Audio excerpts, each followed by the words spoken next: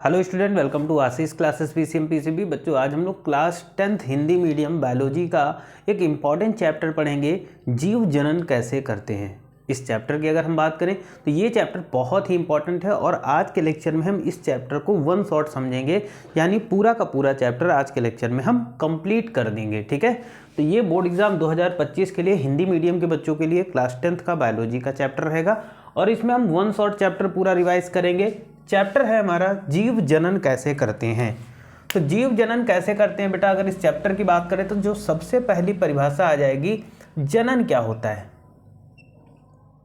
जनन क्या होता है और जनन क्यों इंपॉर्टेंट है। ठीक, तो जनन क्या मतलब क्या होता है कि देखो, प्रत्येक जीव अपनी पीढ़ी को निरंतर आगे बनाए रखने के लिए जनन करता है ना भाई। जनन होगा तभी तो क्या होता है, एक पीढ़ी के पास दूसरी पीढ़ी आएगी, दूसरी के बाद पीढ़ी, और इस तरीके से अपनी जनरेशन को या अपनी पीढ़ी को निरंतर ये बनाए रखते हैं और अपनी जात या अपनी पीढ़ी को निरंतर बनाए रखने के लिए जनन होता है। ठीक है, जनन मानव में भी होता है, जीव जंतुओं में भी होता है, पेड़ पौधों सभी में होता है। तो अगर जनन की बात करें तो जनन हम सभी के लिए बहुत इंपॉर्टेंट है। यदि जनन नहीं होगा तो आगे आने वाली फिर क्या होगा, जो पीढ़ियाँ होंगी वो पीढ़ियाँ नहीं होगी और कहीं ना कहीं पृथ्वी से सारी चीज़ें विलुप्त हो जाएंगी। तो इन सभी चीज़ों को विलुप्त होने से बचाने के लिए जनन बहुत ही आवश्यक है। अगर इसकी हम परिभाषा की बात करें कि जनन होता क्या है, तो कह सकते हैं अपनी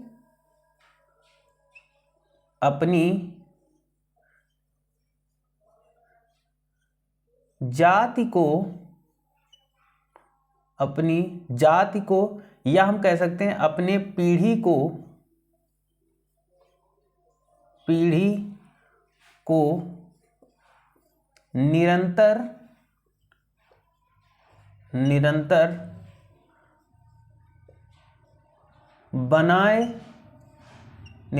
बनाए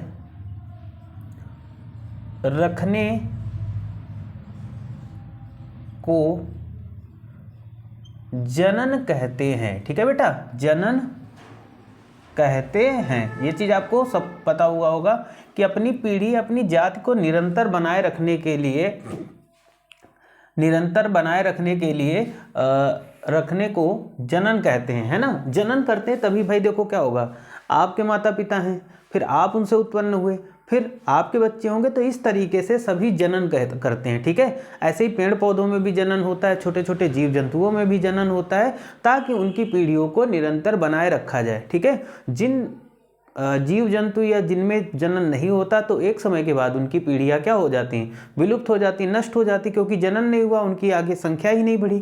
तो जब संख्या नहीं बढ़ी तो फिर वो चीज़ भी विलुप्त हो जाएगी। ठीक है बेटा, आगे बात करेंगे जनन के प्रकार। ठीक है, बहुत इंपॉर्टेंट चैप्टर है, जनन के प्रकार। ठीक, जैसा कि आपको पता है कि जनन दो प्रकार से होता है, एक तो अलैंगिक जनन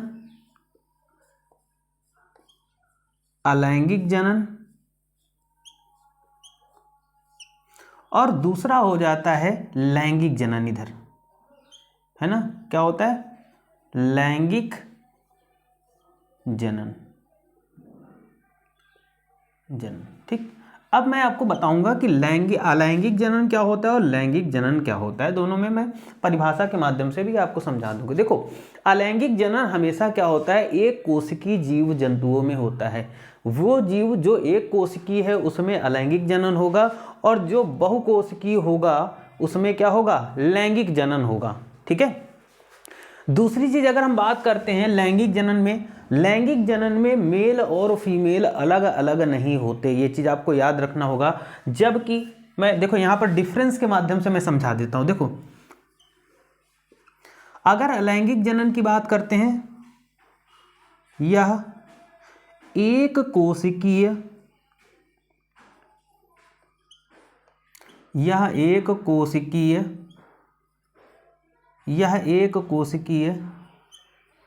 जीव में पाया जाता है। ठीक है,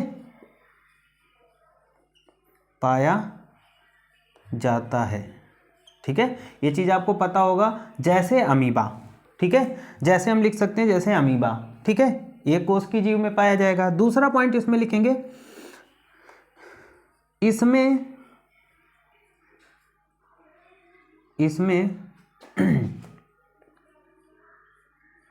नर व मादा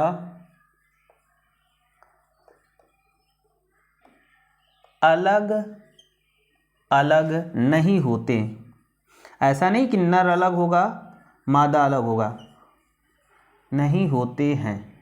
ठीक है, ये चीज़ आपको याद रखना है कि जो इसमें क्या होगा, अलैंगिक जनन में जो नर और मादा होंगे वो अलग अलग नहीं होंगे। ठीक है, सब एक ही के अंदर होगा। ठीक, अगला पॉइंट,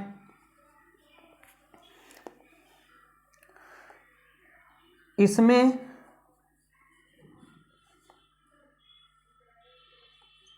उत्पन्न जीव अपनी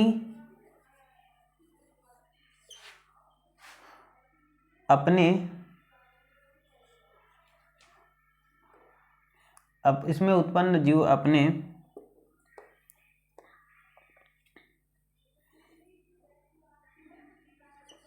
पिता की कह सकते हैं, पिता कह सकते हैं या कुछ भी बोल दो। इसमें उत्पन्न जीव अपने पैतृक, इसमें उत्पन्न जीव अपने पैतृक कोशिका के समान होता है।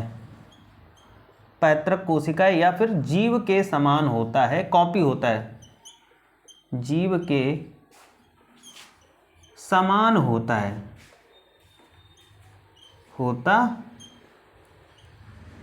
कैसे समझेंगे बेटा? ठीक है, देखो अलैंगिक जनन की अगर हम बात करते हैं, सबसे पहले आपको पता ही है क्या होता है, ये एक कोष की जीव। तो एक कोष की जीव का मतलब होता है, सपोज कर लो ये हमने कोई एक कोष की जीव ले लिया, जैसे ले लिया अमीबा। ठीक है, अब अलैंगिक जनन में यहाँ पर समझो, ये अमीबा हमने ले लिया, अमीबा का कोई आकार नहीं होता है, ये एक कोष की जीव है। ठीक है, अब इसमें अलैंगिक जनन होगा। अलैंगिक जनन में होता क्या है बेटा, अलैंगिक जनन की अगर हम बात करते हैं तो अलैंगिक जनन में अब ऐसा तो ही नर अलग होगा मादा अलग होगा, ऐसा कुछ नहीं होता। इसमें एक ही जीव से उसकी संतानें उत्पन्न होती हैं। तो इसमें अलैंगिक जनन में होता क्या, जैसे ये अमीबा है, यही अमीबा आगे चल करके क्या होता है, दो भागों में बट जाता है। ठीक है, ऐसे है ना, ऐसे बढ़ जाता है। तो एक अमीबा से दो अमीबा बन गए, तो ये लैंगिक जनन हो रहा है। ठीक, और लैंगिक जनन में अगर हम बात करें तो इसमें ये तो हो गया पिता, और ये हो गए इसके दो पुत्र या पुत्री। ठीक, तो ये क्या होंगे, अपने माता पिता की एकदम क्लोन कॉपी होंगे। क्लोन कॉपी का मतलब समझ रहे हो, जैसे माता पिता होंगे वैसे ये होंगे, जितना आकार इनका होगा उतना आकार इनका होगा, मतलब ये कॉपी हो गए। जैसे आपने डुप्लीकेट देखा है ना, डुप्लीकेट जानते हो, तो सेम ये डुप्लीकेट होते हैं, इसमें कुछ भी अलग नहीं होता।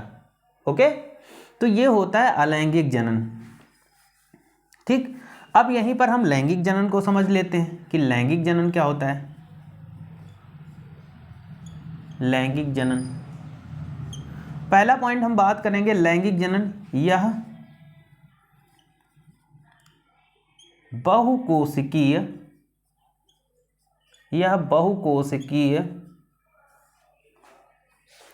जीवों में पाया जाता है, जीवों में पाया जाता है। ठीक है बेटा, अगर हम बात करते हैं लैंगिक जनन, तो ये बहुकोश की जो हम और आप में जनन होता है वो लैंगिक जनन होता है। तो क्योंकि हम लोग बहुकोश की जीव हैं, तो जितने भी बहुकोश की जीव होते हैं, चाहे जानवर ले लो, है ना, इन सभी में लैंगिक जनन होता है। ठीक है, दूसरा पॉइंट, इसमें नर व मादा अलग अलग होते हैं। ठीक है, अब लैंगिक जनन की बात करेंगे तो इसमें नर अलग होगा, यानी एक तो मेल होगा जिसे हम लोग नर बोलते हैं, और एक क्या होगा, एक फीमेल होगा जिसे हम लोग क्या बोलते हैं, जिसे हम लोग बोलते हैं मादा बोलते हैं।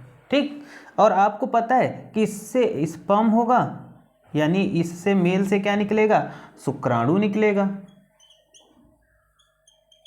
और इससे अंडाणु निकलेगा, फीमेल से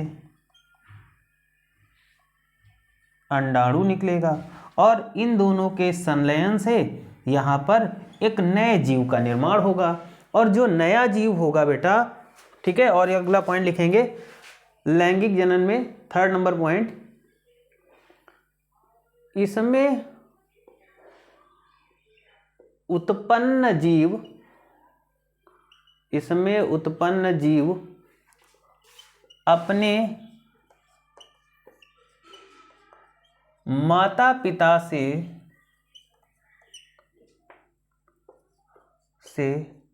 भिन्न होगा, कॉपी नहीं होगा, ठीक है, भिन्न होगा, ठीक है। देखो लैंगिक जनन में क्या होगा, जो भी जीव, अब इसमें क्या है, मेल अलग है, फीमेल अलग है, तो कुछ कैरेक्टर मेल के आएंगे, यानी कुछ मादा के आएंगे, और कुछ नर के कैरेक्टर आएंगे, गुण आएंगे। तो देखा होगा जितने भी आदमी होते हैं वो सबकी कहीं ना कहीं फिजिकली रूप से अगर आप देखेंगे सभी एक दूसरे से भिन्न होते हैं। हमारा मतलब जितने भी आपने पुरुषों को देखा होगा, महिलाओं को देखा होगा, मानव की जितने बात कर रहे हैं ना, इन सभी में क्या होता है, एक का चेहरा दूसरे से मैच करता है। यदि मैं कहूँ आपके पिता का चेहरा या पूरी कदकाठी आपके पिता से और माता से बिल्कुल नहीं मैच करती, यानी जो बॉडी होगी वो कहीं ना कहीं कुछ ना कुछ अंतर होगा। तो ये अंतर इसलिए है क्योंकि इसमें लैंगिक जनन है, और लैंगिक जनन में क्या होता है, जो जीव होता है वो अपने माता पिता से भिन्न होता है, जबकि अलैंगिक जनन में क्या होता है, जो जीव होगा वो अपने माता पिता की सेम कॉपी होगा। जैसे मैं बताऊं, अलैंगिक जनन में अमीबा आपने अगर देखा होगा, तो अमीबा में आप अमीबा को अगर डाल दिया जाए तो आप पहचान नहीं पाओगे कि कौन सा फादर है, कौन सा मदर है, कौन सा उसके बच्चे हैं, क्योंकि उसमें अलैंगिक जनन है, जैसा बाप वैसा बेटा। लेकिन लैंगिक जनन में क्या होगा, उसका बिल्कुल अपोजिट होगा। लैंगिक जनन में हर उत्पन्न संतान अपने माता पिता से थोड़ी ना थोड़ी कहीं ना कहीं कुछ भिन्नता, कुछ डिफरेंस, कुछ अंतर उसमें देखा जाएगा, क्योंकि इसमें मेल और फीमेल अलग होते हैं। तो मेरे हिसाब से आपको समझ में आ गया होगा कि लैंगिक जनन क्या होता है और अलैंगिक जनन होता क्या है। इतना नोट करो, फिर इसके बाद हम चलते हैं अलैंगिक जनन के प्रकार। नोट कर लीजिए जल्दी से, फिर मैं इरेज कर देता हूँ।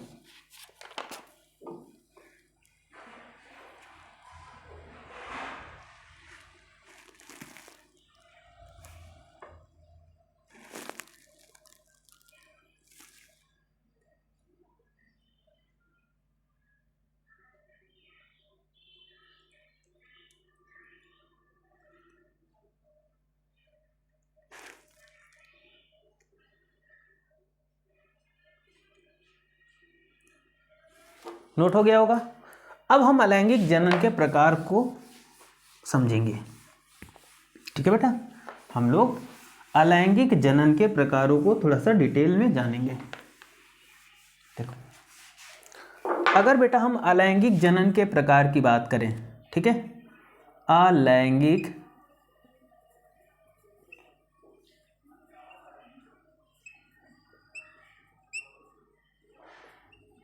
के प्रकार, ठीक, अलैंगिक जनन के प्रकार की अगर हम बात करते हैं तो इसमें जो पहला प्रकार आता है बेटा वो आ जाता है हमारा खंडन, विखंडन।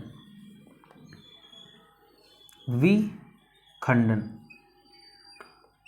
विखंडन द्वारा जनन कैसे होता है, ठीक, विखंडन द्वारा जनन किसमें होता है, अमीबा में होता है, युगलिना, पैरामीशियम, जितने भी एक कोष की जीव हैं इन सभी में विखंडन द्वारा जनन होता है। विखंडन द्वारा होता कैसा है, देखो विखंडन द्वारा जनन में इसमें भी समसूत्री विभाजन होता है। कैसे होता है विखंडन में, इसमें होता क्या है, जैसे सपोज करो ये अमीबा है ना, ये अमीबा है और इसमें विखंडन द्वारा होगा विभाजन, ठीक है।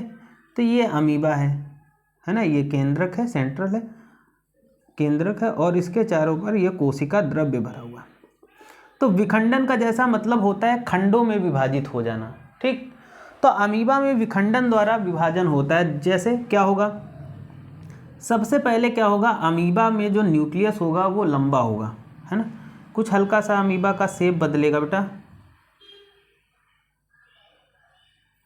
अमीबा का कुछ शेप ये बदलेगा, न्यूक्लियस थोड़ा सा लंबा हो जाएगा, ये चीज़ आपको दिख रही होगी, है ना। इस तरीके से मैं देख लेता हूँ, एक बार चेक कर लेता हूँ, आपको दिख रहा है? ठीक है, दिख रहा है।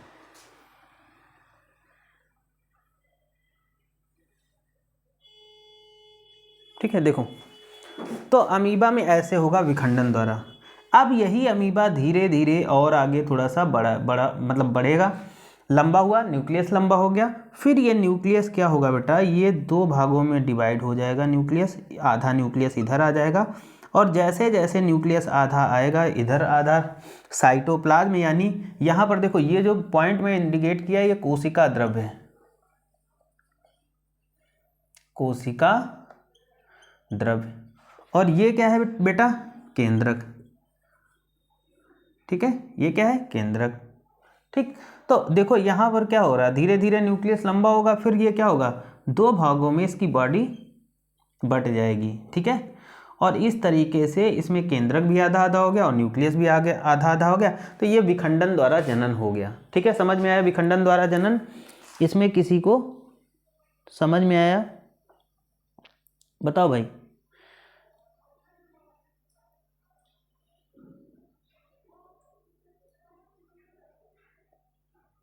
ठीक है, अब विखंडन को देखो दो भागों में बांटा गया है, एक तो द्विविखंडन,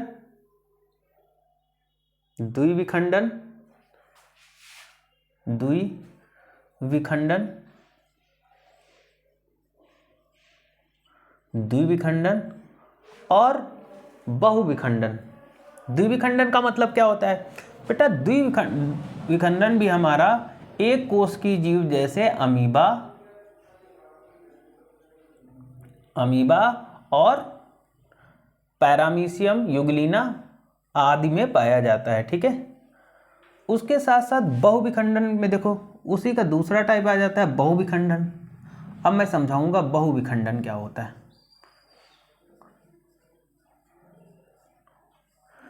बहुविखंडन ये भी एक कोश की जीव अमीबा वगैरह में पाया जाता है।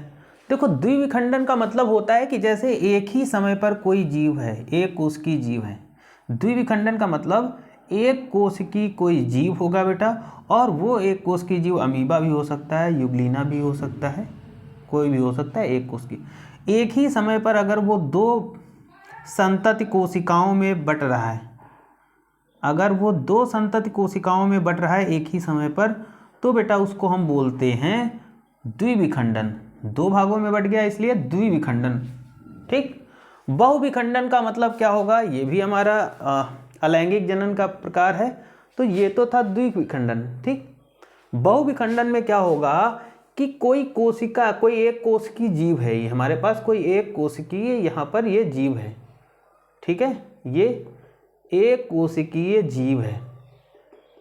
अब ये एक कोशिकीय जीव है ना, या एक कोशिकीय कोशिका एक ही समय पर ज्यादा कोशिकाओं में विभाजित हो जाए। सपोज करो एक ही समय पर ये 4 कोशिकाओं में या 5 कोशिकाओं में विभाजित हो जाए, ऐसे कर लेते हैं 1 2 3 या 4 हो या 4 से अधिक हो। ठीक है, तो अगर एक कोशिका एक से अधिक कोशिकाओं में विभाजित हो जाए तो इसको बोलते हैं बेटा बहुविखंडन। क्या बोलते हैं, बहुविखंडन। समझ में आया होगा मेरे हिसाब से, इसमें किसी भी प्रकार का कोई डाउट नहीं है और कोई बहुत ही ज़्यादा कठिन भी नहीं है। तो समझ में आया होगा विखंडन क्या होता है, द्विविखंडन क्या होता है और बहुविखंडन क्या होता है।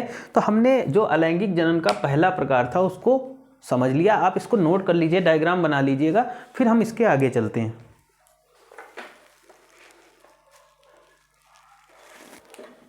ठीक है, अब अगला जो प्रकार है बेटा वो है मुकुलन। मुकुलन द्वारा अलैंगिक जनन होता कैसे है, ये मुकुलन की बात करते हैं तो बेटा मुकुलन हाइड्रा में तुम्हें देखने को मिलेगा और ईस्ट में तुम्हें मुकुलन विधि द्वारा जनन देखने को मिलेगा। अगर हम मुकुलन की बात करते हैं, अलैंगिक जनन का दूसरा प्रकार मुकुलन। मुकुलन जनन अगर हम बात करते हैं तो ये ईस्ट में आपको देखने को मिलेगा और हाइड्रा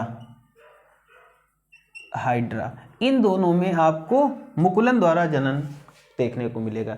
जैसे हम ईस्ट की बात करते हैं तो सपोज करो ये यहाँ पर हम एक ईस्ट का संरचना बना रहे हैं। मुकुलन द्वारा होता कैसे जनन है? मुकुलन द्वारा जनन में ईस्ट है, ईस्ट के अंदर ये केंद्रक है और केंद्रक के चारों ओर ये हमें देखने को मिल रहा है कोशिका द्रव्य, जिसे हम लोग साइटोप्लाज्म कहते हैं। क्या बोलते हैं बेटा? कोशिका द्रव्य बोलते हैं। किसी को कोई डाउट हो तो बताना, ठीक है। ये क्या है हमारा? कोशिका द्रव्य।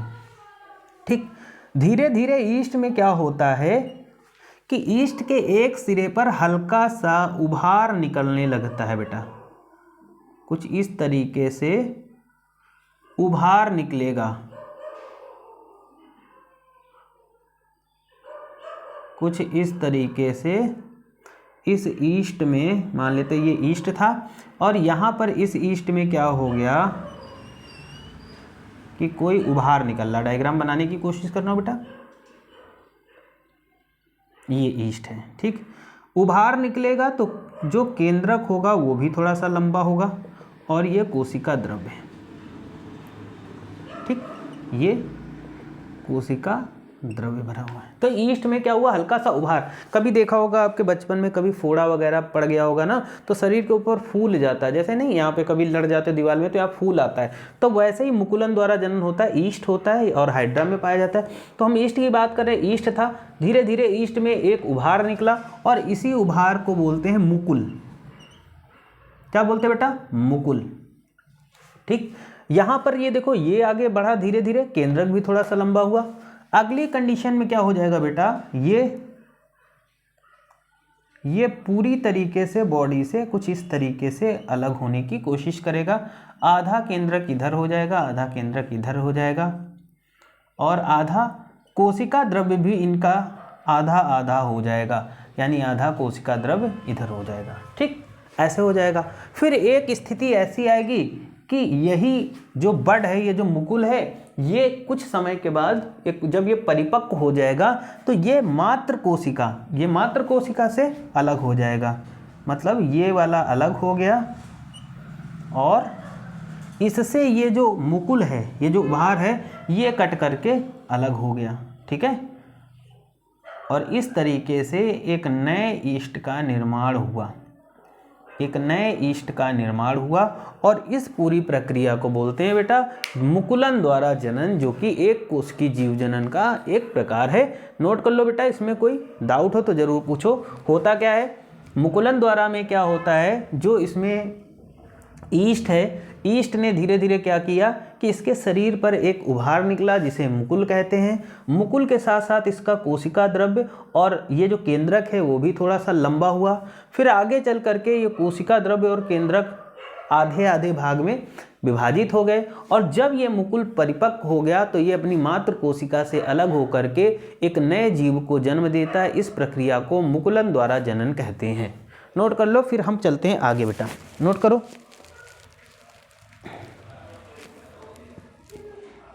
नोट कर लो बेटा।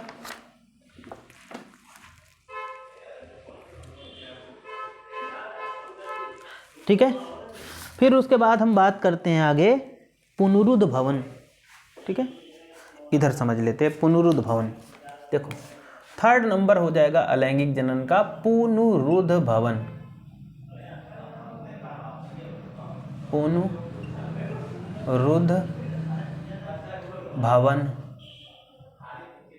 पुनरुद्ध भवन द्वारा जनन। पुनरुद्ध भवन द्वारा जनन का मतलब होता है कि पुनः अपने चीज को या पुनः अपने शरीर का निर्माण कर लेना ही पुनरुद्ध भवन की क्षमता कहलाती है। ठीक है बेटा, जैसे मान लो सपोज करो किसी भी एक कोशिकीय जीव का अगर कोई बॉडी का पार्ट कट जाता है, जैसे हम बात करते हैं पुनरुद्ध भवन हमारा प्लेनेरिया में पाया जाता है। तो यदि प्लेनेरिया को आप 3 भागों में इस तरीके से, ये हमारे पास प्लेनेरिया है और हमने क्या किया, प्लेनेरिया का एक भाग यहाँ से कट किया, एक भाग को हमने यहाँ से कट किया, इसको हमने 3 भागों में ऐसे अलग अलग कर दिया।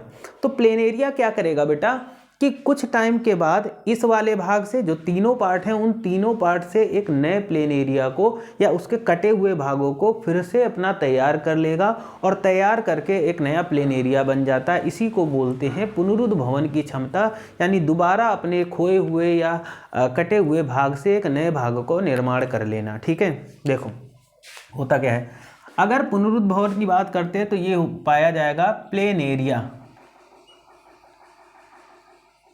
प्लेनेरिया में पुनरुद्भवन की क्षमता, रीजनरेशन की प्रोसेस पाई जाती है। अगर मैं प्लेनेरिया की बात करूं तो ये यहाँ पर हमने कोई प्लेनेरिया बना लिया, ठीक है बेटा। डायग्राम अच्छा नहीं बनना है लेकिन कोशिश कर रहे हैं यहाँ पर बन जाए, ठीक है। ये यहाँ पर प्लेन एरिया बना लिया और इस प्लेन एरिया को हमने 3 भागों में कट कर दिया। कैसे? ये ऊपर वाला पार्ट है,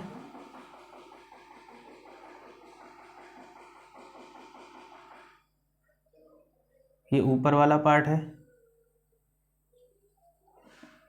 ये बीच वाला पार्ट है और ये नीचे वाला पार्ट हो गया, ठीक है बेटा।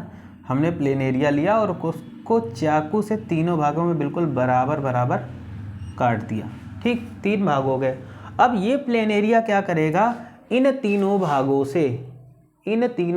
से क्या करेगा, एक पूरा प्लेन एरिया तैयार कर लेगा। एक ये तैयार हो गया प्लेन एरिया,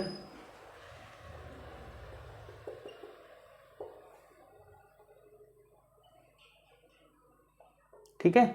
इस वाले भाग से भी एक नया प्लेन एरिया ये तैयार कर लेगा और इस वाले भाग से भी एक ये नया प्लेन एरिया तैयार कर लेगा, ठीक है, ठीक है। तो इसे बोलते हैं पुनरुद्भवन की क्षमता। क्या हम लोगों में पुनरुद्भवन की क्षमता पाई जाती है? बिल्कुल नहीं पाई जाती, क्योंकि हम लोग बहुकोशिकीय हैं। क्या हमारे हाथ, अगर हमारा हाथ यहाँ से कट जाता और कटने के बाद फिर से रीजनरेट हो जाता तो उसको बोल सकते थे हम लोग क्या, पुनरुद्भवन की क्षमता। लेकिन ये हमारे अंदर नहीं पाई जाती, ये वो एक कोशिकीय जीव प्लेनेरिया के अंदर आपको पुनरुद्भवन की क्षमता पाई जाती है। जैसा कि मैंने बताया, आपको समझ में आया होगा। अब हम आगे चलते हैं बेटा, अगले टाइप की। इतना तब तक नोट कर लो, डायग्राम बना के समझ लो, है ना। बीजाणु जनन की बात करते हैं, जो कि राइजोपस में होता है।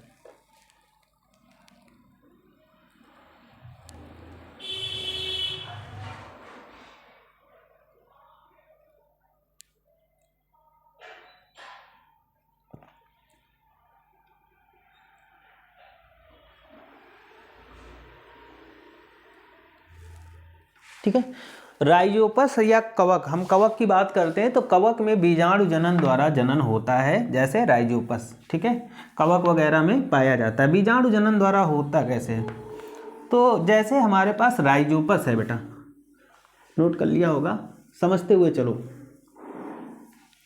देखो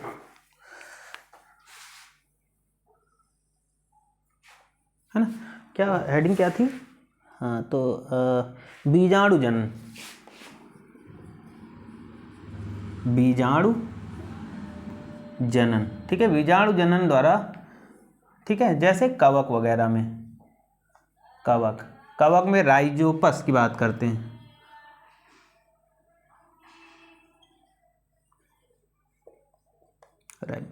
बीजाणु जनन द्वारा जनन होता कैसे, मैं यहां पर समझाने की कोशिश करूंगा। देखो, बीजाणु जनन में ये राइजोपस है,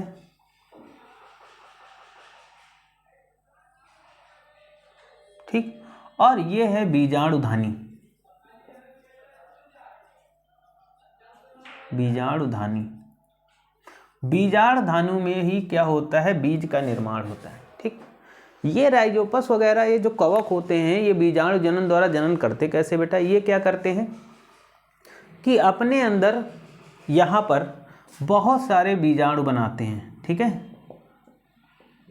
बहुत ज़्यादा, लाखों की संख्या में यहाँ पर बीजाणु बनाते हैं, ठीक है। और ये क्या करते हैं, प्रतिकूल परिस्थितियों में अपने ओर एक लेयर चढ़ा लेते हैं, प्रतिकूल परिस्थितियों में, है ना, अपने और ऊपर एक लेयर चढ़ा के रखते हैं ताकि इनके जो बीजाणु हैं ये कहीं सूखे ना, ठीक है। अनुकूल परिस्थितियां आने पर इनकी जो ये लेयर होती है वो टूट जाती है और लेयर टूटने के बाद में यहाँ से ये बीजाणु बहुत ही ज़्यादा नंबर में या संख्या में निकलते हैं और ये फिर नए नए ढेरों लाखों की संख्या में कवक बनाते हैं। इसे बोलते हैं बीजाणु जनन, ठीक है। क्या बोलते हैं, बीजाणु जनन। और बीजाणु जनन में बीजाणुओं का निर्माण बीजाणुधानी में होता है और ये कवकों का एक उदाहरण है। ओके, यहाँ तक नोट कर लो, फिर आगे चलते बेटा।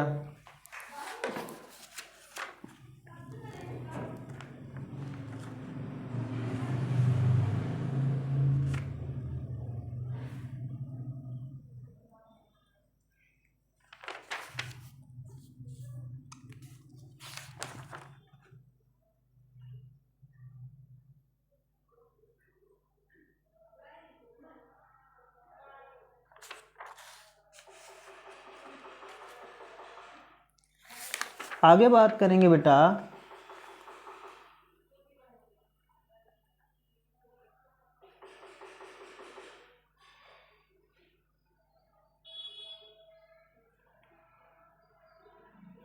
कलम लगाना और दाब लगाना, जो पौधों में जनन होता है कायिक जनन में। ठीक है, कायिक जनन में हम बात करेंगे बेटा दाब लगाना। ठीक है, दाब लगाना की बात करेंगे, कैसे होता है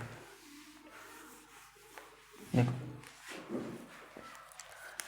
कलम लगाना ये भी अलैंगिक जनन का प्रकार है पेड़ पौधों में। कलम लगाना, कलम लगाना, कलम कैसे लगाई जाती है बेटा? कलम लगाने में क्या करते हैं, जैसे कोई पेड़ है, हमने यहाँ पर एक आम का पेड़ लगाया,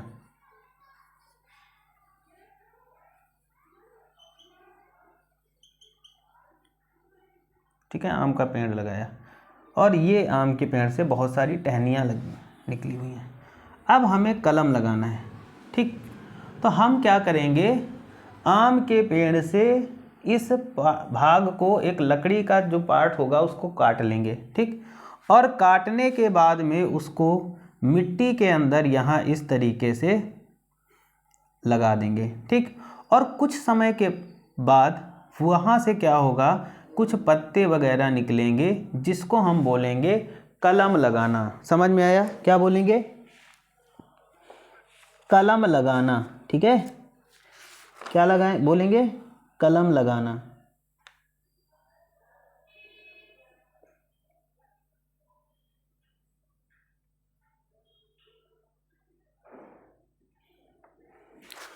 फिर आगे आ जाता है दाब लगाना बेटा, दाब लगाना, दाब लगाना, दाब लगाना ये भी एक जनन की विधि है, इस पेड़ पौधे में होता है। कैसे दाब कैसे लगाते हैं, मतलब ये समझ लो कि ये ज़मीन है ना, ये मिट्टी है यहाँ पर, और यहाँ से एक पेड़ उगा है ना, पेड़ है और वो ऊपर की ओर है और इसकी ये टहनियाँ निकली है ना, टहनी कोई इधर से टहनी निकलेगी, कुछ ऐसे जाएंगी टहनियाँ, कुछ ऐसे टहनियाँ जाएंगी।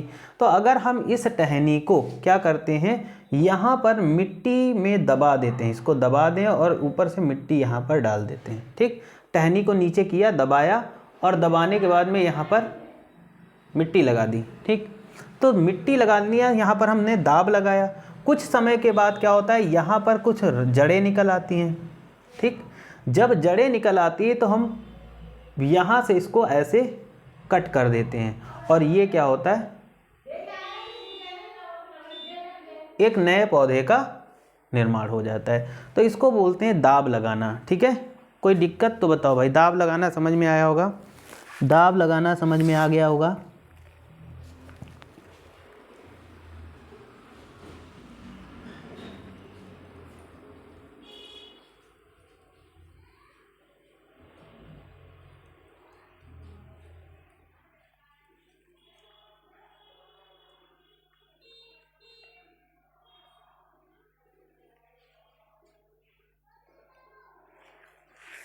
ठीक है, गूटी बांधना अगला प्रकार आ जाता है, इसी में आता है गूटी बांधना।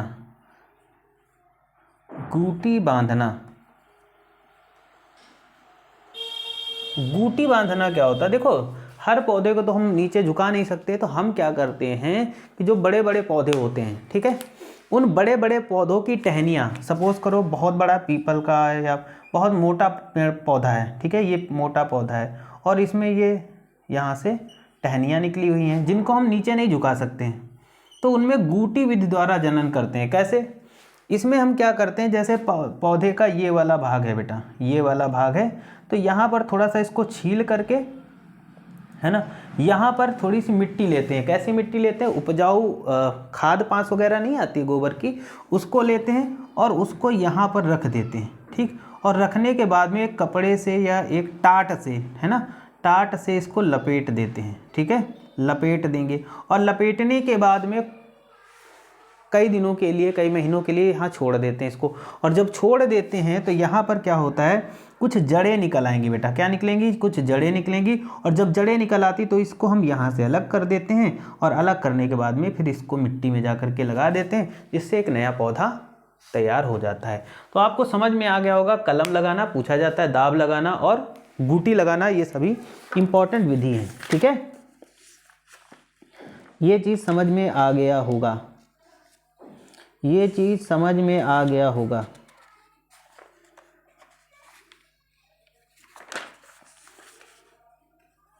ठीक है, आगे हम बात करेंगे इसी चैप्टर में निषेचन क्या होता है और परागण क्या होता है।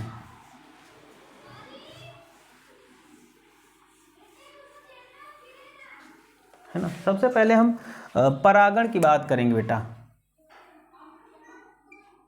परागण, परागण होता क्या है बेटा, अगर हम बात करें, जब एक पुष्प के परागकण किसी दूसरे पुष्प की वर्तिकाग्र पर पहुंच जाएं तो इस प्रक्रिया को परागण कहते हैं। देखो कैसे, यहाँ पर हमारे पास दो पुष्प हैं, एक ये पुष्प है, पुष्प ए, ठीक, और इधर हमारे पास पुष्प दो,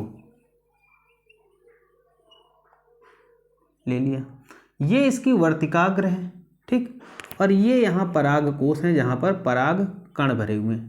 ठीक, तो एक पुष्प के पराग कण सपोज करो यहाँ से उड़े और उड़ने के बाद में ये इस वर्तिकाग्र पर पहुँच जाएं तो इसी प्रक्रिया को हम परागण कहते हैं। जब एक पुष्प के परागकण किसी दूसरे पुष्प के वर्तिकाग्र पर पहुँचे बेटा तो उसको परागण कहते हैं। परागण होता किसके द्वारा है, तो परागण होता है हमारा कीट के द्वारा, है ना, कीट के द्वारा, पक्षियों के द्वारा, पक्षियों के द्वारा, जल के द्वारा, जल के द्वारा भी परागण होता है, वायु के द्वारा,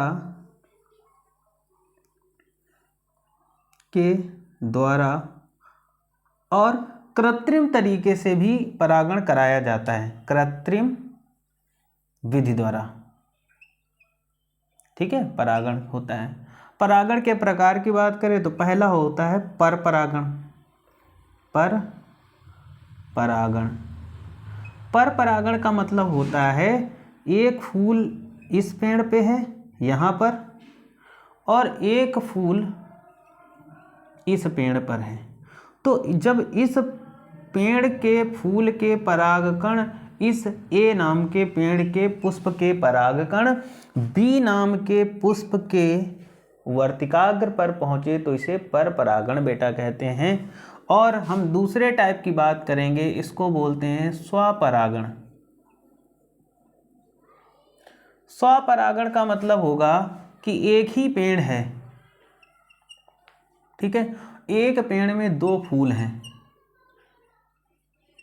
ठीक, तो जब एक पुष्प के परागकण उसी पुष्प, एक पुष्प के परागकण उसी पेड़ के दूसरे पुष्प या उसी पुष्प के वर्तिकाग्र पर पहुंचे तो इसको क्या बोलते हैं बेटा, स्वपरागण बोलते हैं। बोलो समझ में आया, कोई प्रकार की किसी प्रकार की कोई समस्या या कोई दिक्कत तो बताओ भाई,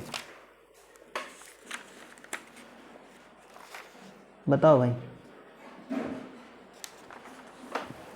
आगे हम बात करेंगे निषेचन क्या होता है। पूछा जाता है इस चैप्टर में कि निषेचन क्या है,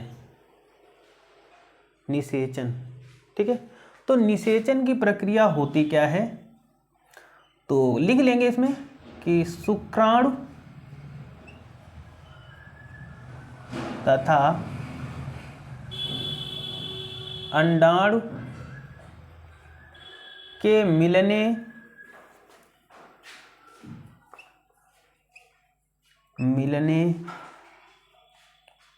की क्रिया को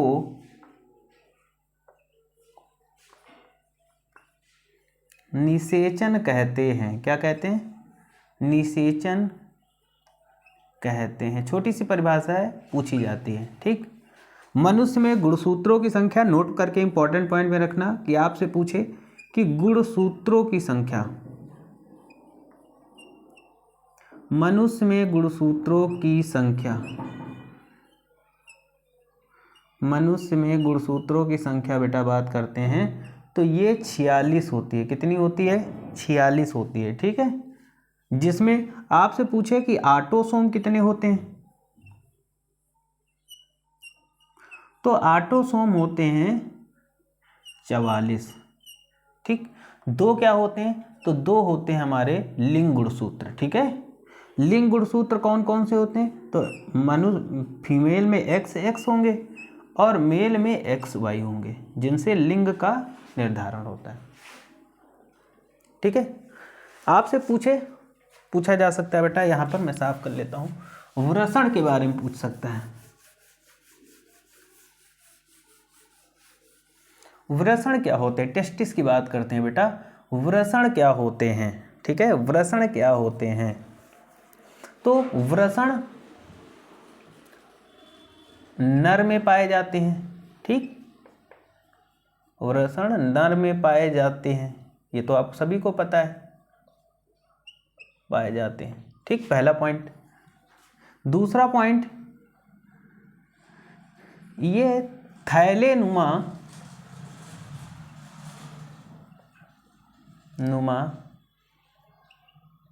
संरचना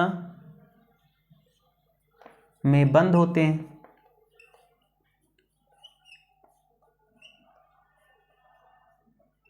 बंद होते हैं। ठीक, ये थैलेनुमा संरचना में बंद होते हैं। अगला पॉइंट आ जाएगा, वृषण में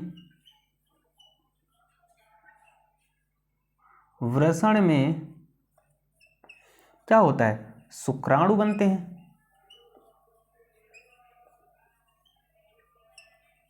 बनते हैं। अगला पॉइंट आप क्या लिखोगे? ये शरीर से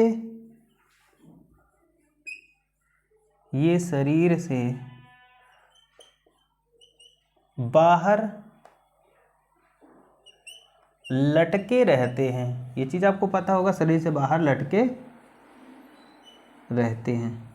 अच्छा, शरीर से बाहर वृषण क्यों होते हैं? तो बेटा शरीर से बाहर होने का कारण ये है क्योंकि जितना टेम्परेचर हमारे शरीर का होता है उस ताप पर शुक्राणु नहीं बन सकते हैं, इसीलिए शरीर के बाहर होते हैं और शरीर के ताप से कम ताप होता है इनका, जिस ताप पर क्या होता है? शुक्राणु बनते हैं। ठीक है, आगे हम बात करेंगे बेटा, यहाँ नोट कर लो। अब हम बात करेंगे महिला और पुरुष में यौनारंभ क्या है। ठीक है, बहुत बार पूछा गया प्रश्न है।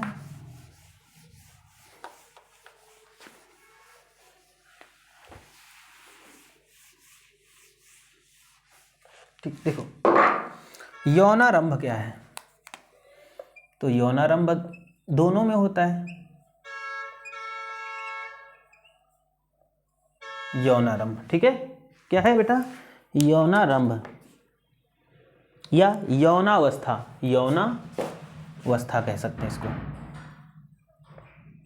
यौनावस्था की बात करते हैं तो नर यानी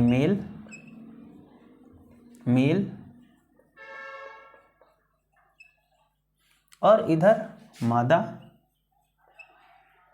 यानी फीमेल,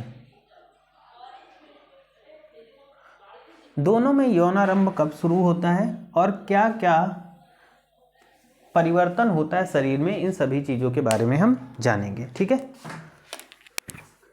देखो अगर हम बात करें, यौनारंभ बहुत इंपॉर्टेंट है, प्रश्न यहाँ से बनता है। यौनारंभ मनुष्य में अगर हम बात करते हैं, पुरुषों में कब स्टार्ट हो जाता है और महिलाओं में ये कब स्टार्ट होता है, तो ये सभी चीज़ें हम आज के लेक्चर में जानेंगे। मैं थोड़ा सा इंक डाल लूँ।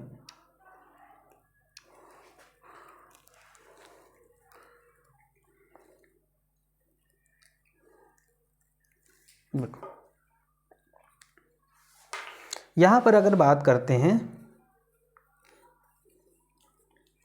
पुरुषों में यौनारंभ कब आता है, तो बेटा अगर हम पहले पॉइंट की बात करते हैं तो ये 13 से 14 13 to 14 वर्ष की उम्र में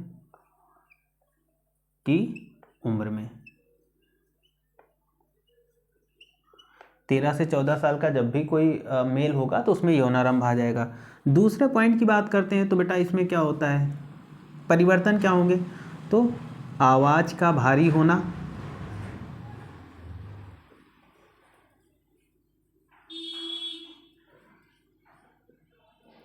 आवाज़ का भारी होना। ठीक, आगे देखो क्या होगा, दाढ़ी व मूंछों का आना, दाढ़ी मूछें आ जाएंगी मेल में, है ना। अगला पॉइंट क्या होगा, कंधे का चौड़ा होना, ठीक। अगला पॉइंट आ जाएगा शुक्राणु का निर्माण होना, शुक्राणु का निर्माण होना, शुक्राणु का निर्माण होने लगेगा, ठीक। शुक्राणुओं का निर्माण होने लगेगा, एक ये भी परिवर्तन देखने को मिलेगा, है ना। कंधे का चौड़ा होना, आवाज़ का भारी होना, मूंछों का आना, शुक्राणुओं का बढ़ना, ठीक है। जननांगों पर बालों का उगना, ठीक है, बालों का उगना, ठीक है। जो जननांग होंगे वहाँ पर बाल आ जाएंगे, ये तो मेल में, ठीक। फीमेल की अगर हम बात करें तो मादा में जब यौनावस्था आती है, यौनारंभ आएगा तो क्या क्या देखने को मिलेगा। सबसे पहले 12 से 13 वर्ष, है ना, 12 से 13 वर्ष की आयु में फीमेल्स में यौनारंभ स्टार्ट हो जाता है। क्या होगा, नंबर पॉइंट, मासिक चक्र का स्राव। अगर किसी भी फीमेल में क्या होगा, अगर वो उसमें यौनारंभ आने लगा है तो या यौनावस्था शुरू होगी तो उसमें मासिक चक्र चालू हो जाएगा। 12 से 13 वर्ष की में आ जाता है, ठीक। स्तन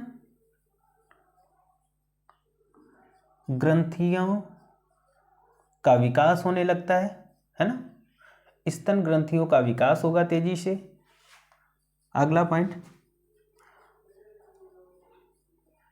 आवाज का मधुर होना, आवाज बहुत ही ज़्यादा मधुर हो जाएगी, मतलब मधुर होती जैसे लड़कों की भारी हो जाती वैसे ही महिलाओं में इनकी आवाज़ मधुर हो जाती है। अगला पॉइंट,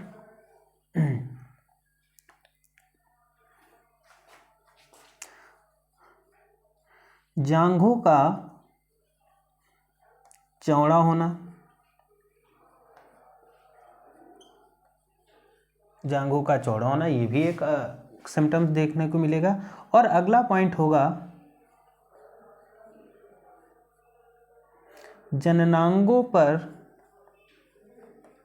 बाल का उगना, बाल का उगना, ठीक है। तो ये कई सारे चेंजेस आपको देखने को मिलेंगे किसी भी फीमेल में। तो शुरुआती इंपॉर्टेंट पॉइंट है जो आपको देखने को मिलेंगे किसी मेल और फीमेल में जब भी यौनावस्था प्रारंभ होगी। नोट कर लो, फिर आगे चलते हैं।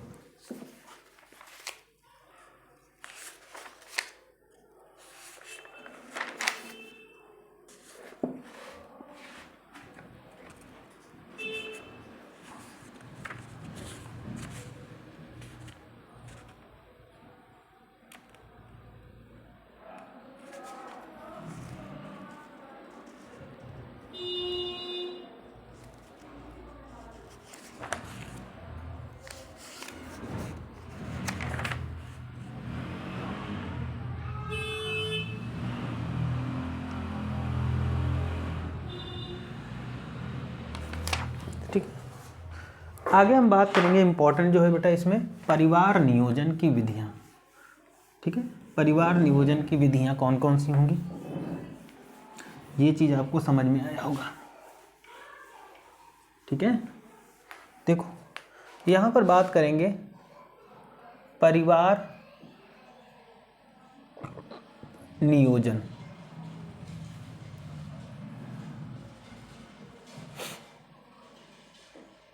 की विधियाँ।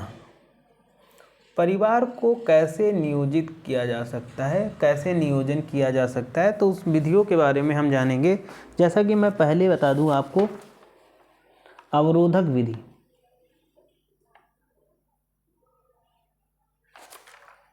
देखो पहली विधि आती है अवरोधक विधि। अवरोधक विधि, देखो अवरोधक विधि में क्या होता है, जो अवरोध उत्पन्न करे, मतलब कह सकते हैं कि शुक्राणु और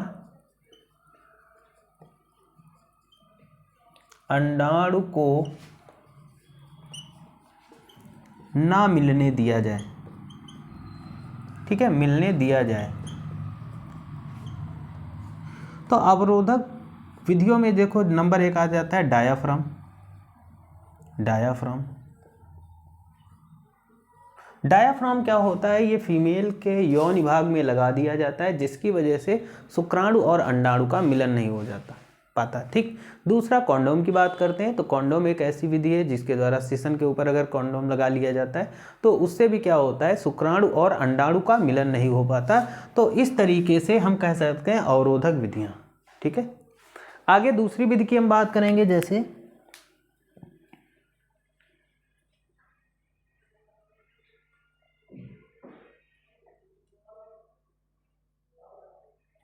रासायनिक विधि।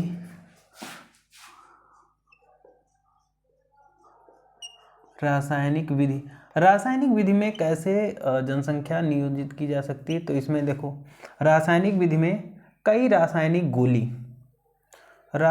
गोली आती हैं। गोली का मतलब जैसे आ गई सहेली हो गया, है ना, और भी मार्केट में बहुत सारी ऐसी दवाइयाँ हैं या ऐसी टैबलेट्स हैं जिनको फीमेल को द्वारा लेने पर उनका गर्भ नहीं ठहरता, और इस विधि द्वारा जनसंख्या को नियंत्रित किया जाता है।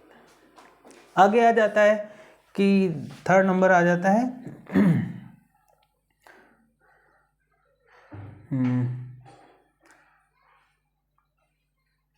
यांत्रिक विधियां। यांत्रिक विधियों में क्या होता है, कंट्रासेप्टिव डिवाइसेस जिसे बोलते हैं, जैसे फीमेल्स के लिए कॉपर टी या ऐसे रिलेटेड बहुत सारी ऐसी डिवाइसेस आती हैं जो फीमेल के वजाइनल पार्ट में योनि भाग में लगा दी जाती है, जिससे क्या होता है, शुक्राणु और अंडाणु का मिलन नहीं होता है, ठीक है। आगे एक और विधि आती है जिसको बोलते हैं हम लोग शैल्य चिकित्सा। शैल्य चिकित्सा में आ जाता है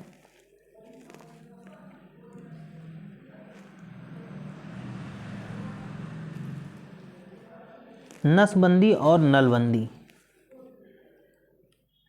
है ना, नसबंदी और नलबंदी, ठीक है। शैल्य चिकित्सा में जैसे नसबंदी आ जाती है, नसबंदी और नलबंदी।